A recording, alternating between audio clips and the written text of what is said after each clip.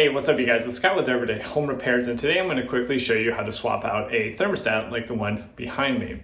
Now yours might look different, it might be a little older, it might be a different shape, but this should be applicable to your scenario as well. The one thing that I have seen over the years that can really trip you up in these projects is you take off the old thermostat and you go to put on the new one, and the base plate or the size of it is different. So why that's a pain in the butt is your wall has probably been painted once, twice, 3 times or more over the years. So you probably have a different color and it's very easy to see the old outline and it looks for a bad install. So I'm going to show you how to actually fix that with a $2 part and it'll look like a quality finished product without seeing the outline of your old paint. So the thermostat that we're going to install is just a simple Honeywell 2300B.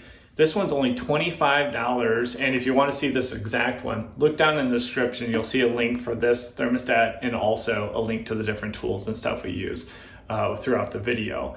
But this one has backlighting, so you're going to be able to see it at night and adjust it, and also has some programming features so you can adjust the temperature throughout the day and maybe save a little energy. So let's jump in and I'll show you how to take off your old thermostat. Want to make sure you're safe doing this, so cut the power to your furnace before we start this process. Now each thermostat's a little different. Some you can just pull right off the base plate, others like this one have a small mounting screw that you can find, and then just undo that mounting screw, and then that will loosen up the actual thermostat unit itself, and then you can just pull that off the base plate. Now take a picture before you undo any of these wires for future reference. Then I will score the outside just to make sure I don't cause any more damage to the paint, and start to remove the wires by undoing each of the terminal screws. We'll pull those out, lay them off to the side, and then we'll start to undo the 2 mounting screws that usually go into some type of drywall anchor, or sometimes are just very loosely held. Most of the time it's not very pretty like this one underneath that base plate. Now with everything removed, let's take a look at the new thermostat and base plate. So now let's take a look at what comes with this new Honeywell thermostat. Pretty simple overall.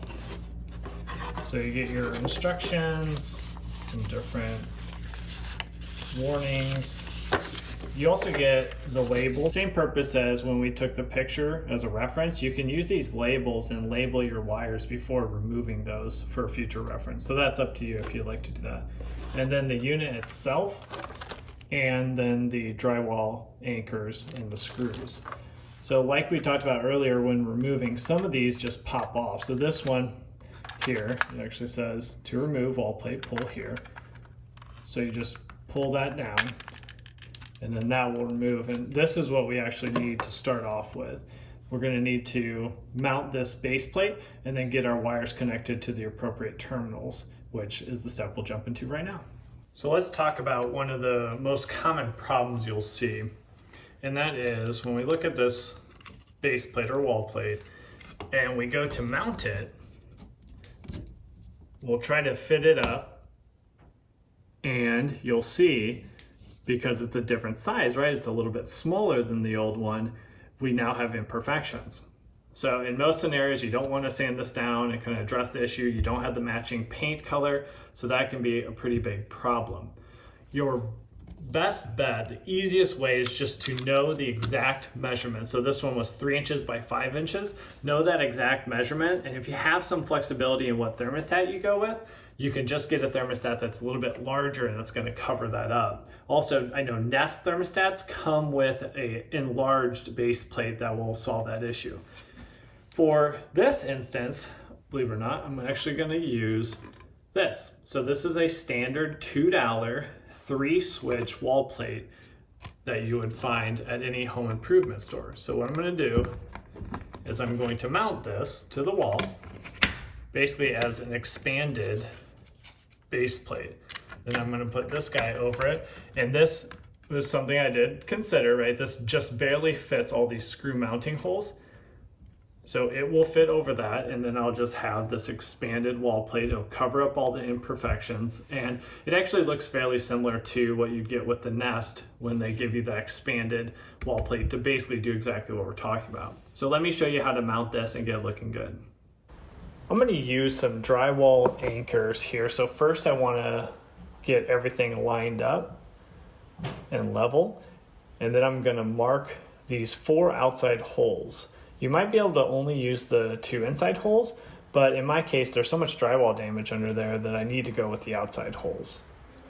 Then I just use these self-tapping plugs and drive those in, but on this right side I actually found a good issue, and that is I have a stud right there.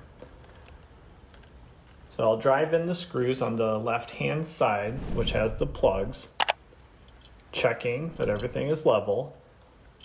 Put that second screw in, and then once I get the left hand side mounted, I will drive home the 2 screws into the stud, finishing everything up by hand so I don't strip those screws. Now you might need to do some small modifications depending on the thermostat you're using, like this, where you might have to drill out the plate, snip it off a little bit to get clearance for the mounting screws. With all that drywall damage that I had underneath, I'm actually going to use a toggle bolt on the left hand side. If you don't know what that is, just check the description and I'll give a link to the exact toggle bolts that I'm using. They're by far my favorite drywall anchoring system. Probably overkill for this one, but so much damage underneath, they're kind of my only option. And then I'll just drill into the stud that is on the right hand side. Lining everything up and making sure I don't have any gaps for the light switch holes.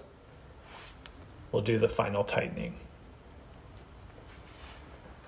So now it goes to connecting up our wires into the terminals. Remember, this is where you'll reference that picture you took earlier, but I'll start off with the power, the 24-volt red line, and then I'll just kind of work my way through. This is pretty simple because W goes to the white wire, G goes to the green wire. The only trick that I have in my setup is Y, that would usually be yellow, actually goes to my blue wire. Do a pull test to make sure all those wires are secure. And now don't forget that at least this thermostat does not come with batteries, so check the packaging before you leave the store so you make sure you have the batteries if needed.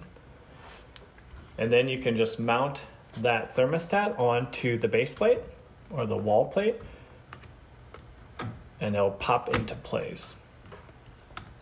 Now I'll turn back on the furnace, set it to heat, and then set it to the desired temp of 71 with the room being 67. And you hear that little click, and that's the thermostat sending the signal. Now you hear the fan from the furnace if you're by your furnace, and eventually you'll hear the flames kick on. So everything is working and heat is being driven by the thermostat. Last thing, you probably want to set your time so you don't have that 12 a.m. kind of flash in there. You'll just press set, and then you'll set the time, so get it to your desired time. Once you have that, press set again, and then move it to the appropriate day, and then just press run to lock it in.